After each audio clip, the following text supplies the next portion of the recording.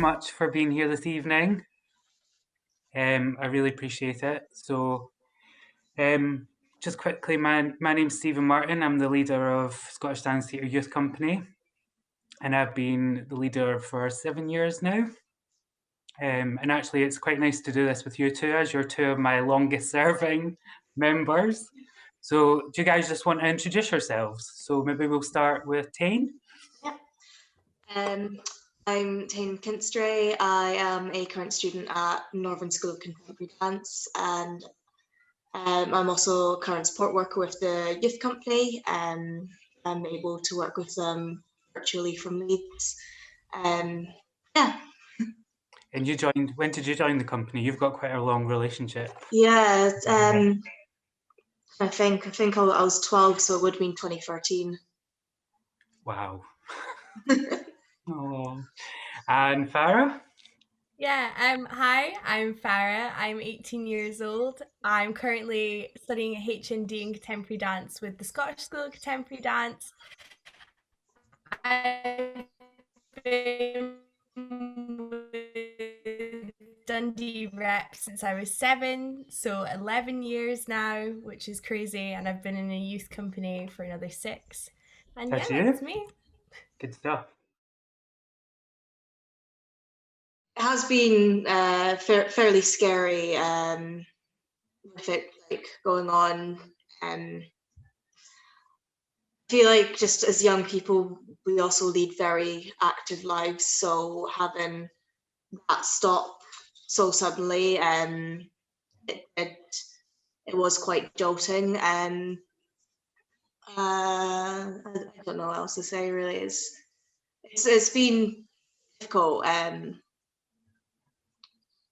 Learning and trying to still gain those experiences that are really important to our development as young people throughout this. I think that's all I can.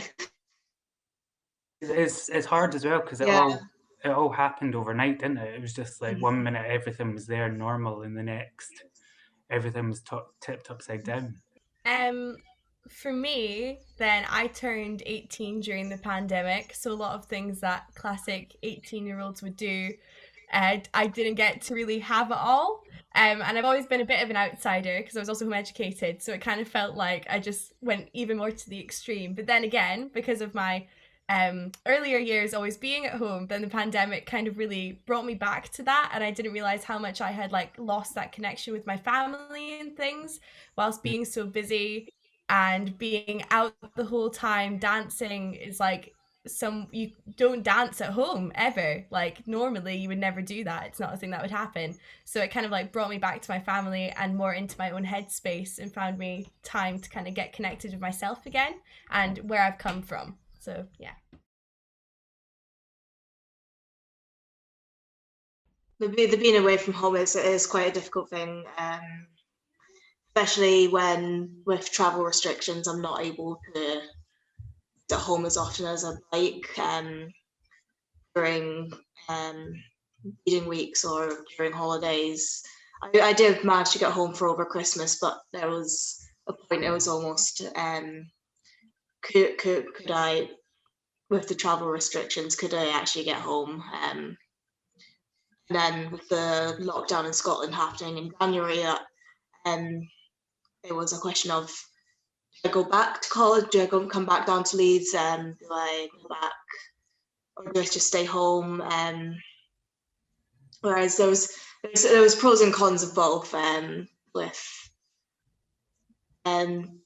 feel like it's definitely been a big hit on my motivation, because you're in a house all day. You're doing classes in your house. You're not getting that drive to go up and out the house and go to a studio, have space to move. You're not getting that extra push from that, and it has been a slow process. It's find that motivation again, but I think I am in there slowly, but in there. But the motivation could come from what you said earlier as well, is like losing the social side. I mean, Yeah. for your age, like when I remember being at college and sort of that sort of age in my life, I can imagine that's like quite a hard hit, is losing that sort of side of it. So it's not a balance. You've not got that sort of social side. Hmm. What about you, Farrah? What biggest challenges? I think probably for me, it was learning online and then that with mirroring and kind of everything always being different or tech things going wrong. I'm a person that's always been super connected with people and always really enjoyed the physicality of dance and of like being around people and being in studios and stuff. So that all being taken away kind of made me like, what? And I was just getting really into like knowing my left and my right hand and being able to do that in a studio. And all of a sudden it's like I've got to do it online and be able to mirror all the teachers and everything. So that was something that I definitely found like the trickiest. And yeah, just not having the connection with like people and being able to ask them questions and stuff as easily. Like you've always got to put your hand up on a digital thing or something and you don't realize how much of a difference that makes until you're waiting for like 20 minutes because you thought your hand was up and it's actually not, and then you're like, well, that question's never going to get asked now. And it's just like little adjustments that you wouldn't even think about, but they make a big difference. Huge. I mean, I especially miss just having our youth company sessions in the studio. I mean, I didn't realize how much a part of just the connection of everyone in the studio working together was such a huge part of it, which I think a lot of people are missing. Yeah. I feel like what you said is definitely a big challenge with communicating over a screen, because there is there is that like a barrier that you can't just go to the teacher and ask a question. You have to sit there and you have to type it out. Yeah, it's definitely been a difficult time learning online, but you still learn things for it. You And learn for new us as well, things. we're used to just going, oh, by the way, can you go make a duet? And we can't do that anymore. Like something so Yeah. simple that we took for granted and was so amazing. And then we can't just go, oh, make a duet, go and go and do something.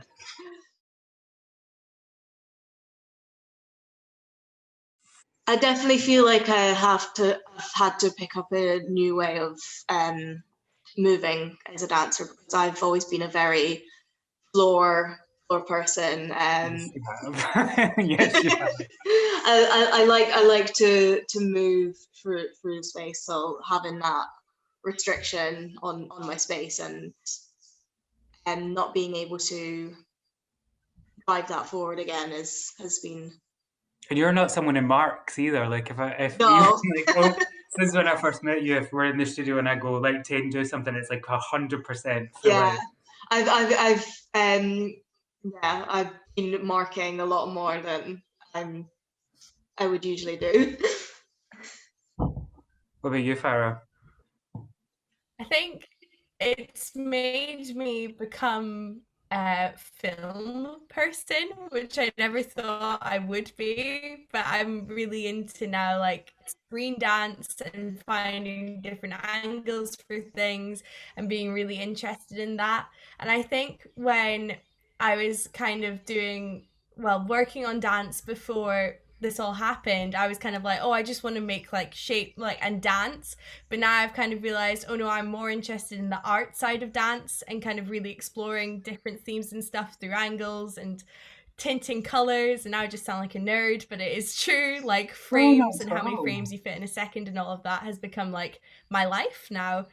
Because that's what I've kind of become. As like young dancers, you kind of always want to be like, oh, I want to be in a company, and you never really think about the choreography side and stuff until you're doing something a bit more in a degree. And then screen dance is like another niche that nobody really talks about again. Well, you talk about it and stuff when you're learning, but you never go like, oh, I want to be like, I want to make screen dance, you know, like that's what I want to do.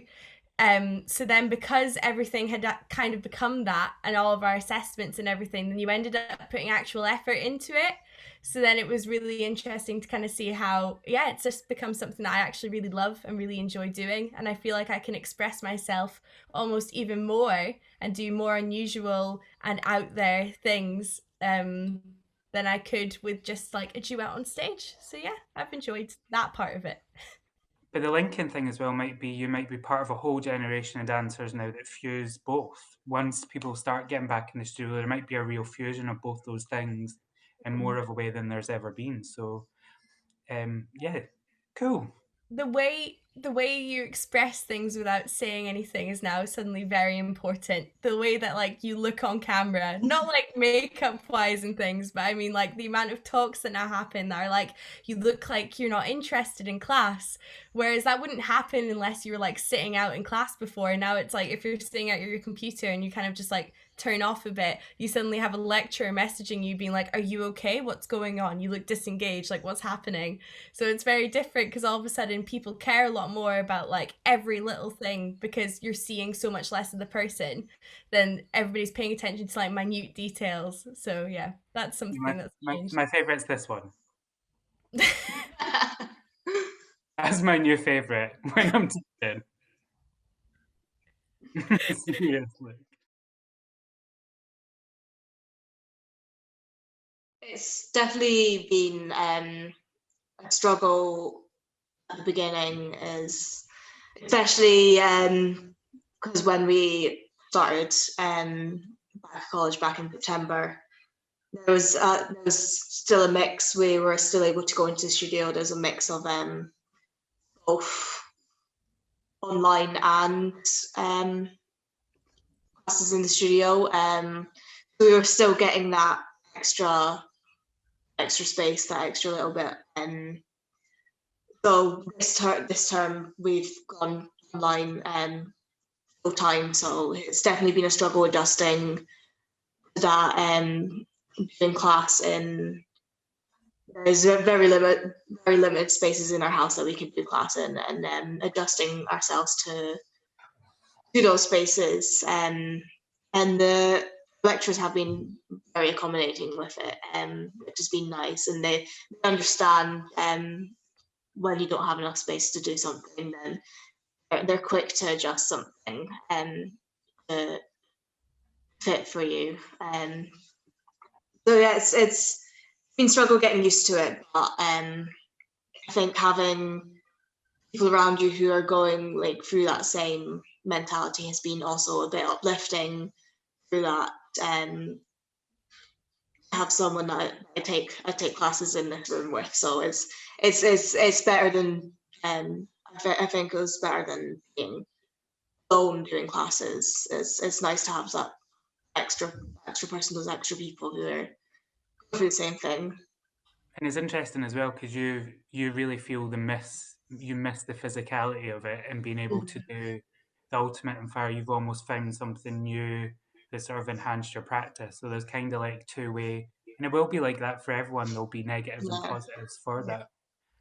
What about you, Farah? I never thought that like everything in my house would be used to the extent that it has been. Like I've danced on my couch to the extent where the back now wiggles off of it.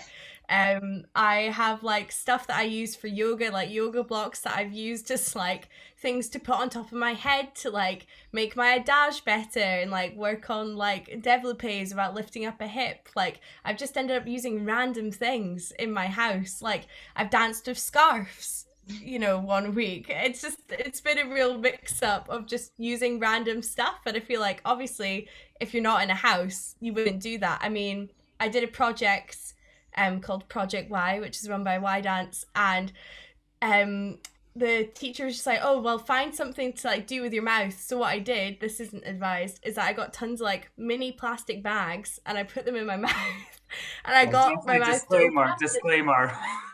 Do not try this at home. I was over 18 when I did it, so like taking my life into my own hands. I put plastic bags into my own mouth at the front of my mouth, so then when I opened it up, it looked like a flower blooming. Then this became like edited multiple times, so you know, things that have happened that I would never do that again because it was, you know, not something that fun to do. But these are things that couldn't have happened without, you know, being online and being in your house. And that was the one best thing about doing 10 weeks with youth company is like we had to do something every week. We had to do something new, exciting, and use whatever. I mean, I'm sorry, I was probably part of the scarves and the chairs, You were. but some of the things that came out of it, like Tane, when you were had that yellowy green background and just was doing simple gestural stuff, it was beautiful. It was things that just came out of those 10 weeks that I, being in the studio, would have never thought to do. So, and actually seeing how you guys creatively every week were coming up with different ways and making duets on screen and making quartets and stuff like that was amazing. I mean, we could have just done solos every week. That would have been an easy thing to do, but we didn't. We really thought out of the box and did some hilarious things. For me, I've always like tried to be as much of like a free person as I can be. I think I'll no longer take the small things around me for granted because I've realised that those things are very important to have around you. So just even the luxury of being in a studio of having people around you sharing your same love. It's very. I don't think I'll take that for granted anymore because like losing all of that it's definitely been a big blow. But it's also in a way helped me learn to love myself a bit more because I've had that extra time to really work on myself. That I'll be able to put that back into my dance training when we eventually are out of this difficult time. Yeah, it's definitely been an interesting journey, but there's definitely a silver lining in the future. Yeah, and think as well, I mean, at least imagine not having that. That's what I think when it gets the tough days get there. Imagine not having that push to get out of bed and do a class every day, even if it's not what we remember as class, Yeah. but it's still something that some people don't have. And it's a creative outlet which we've had through a really difficult time. What about you, Farah? I think kind of through this, then dance more than ever has become a platform for the things that like need attention and the marginalized things within the world. I mean, we've seen dance become a lot more political during this time and express things that it was kind of veering away a little bit as dance became more commercial. It's gone back to becoming more political again, which I think has been really good to see. And it's just, yeah, it's just got so many possibilities to it. And I really think that to take the positive from this and see how screen dance and outdoor site responsive works have become more of a thing within it, it's opening up more doors, and it's like just exciting to be part of that time and watch it evolve into like the more digital and outdoor age of contemporary dance and all dance. So yeah. Yeah, definitely. And those possibilities, I mean, we might go back to some of what we had before, but actually it's probably opened more doors, which is nice, I suppose, for everyone. I think it is just very important to like find those little things in this time to hold on to, because you need at least one thing that will get you through the day, and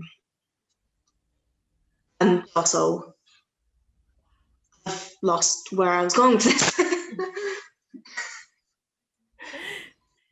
I think it's people need to realize like how important the arts are in the current time, and how much they're kind of being pushed to the back during this, when I think arts has been the most important thing in people, like one of the most important things in people's lives.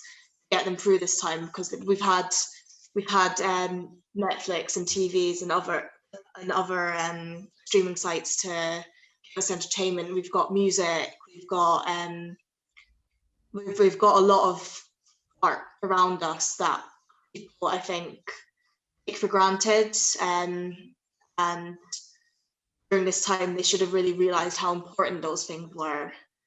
But instead, they've kind of just been shoved aside. And I Do you really think hope, people need to refine their respect for what arts actually bring to yeah, us?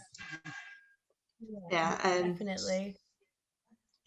give more support to people who aren't getting that support in this time. Yeah, nice point. Yeah. Anything else? Well, going off a little bit what Tane said, I think it's been a very weird divide almost, because people have moved to watching a lot more art and realized that, yeah, art gives us empathy and it opens up our perceptions of things and it makes us broader, better, healthier people. Yeah, we've not had that support to do those things and kind of make that happen.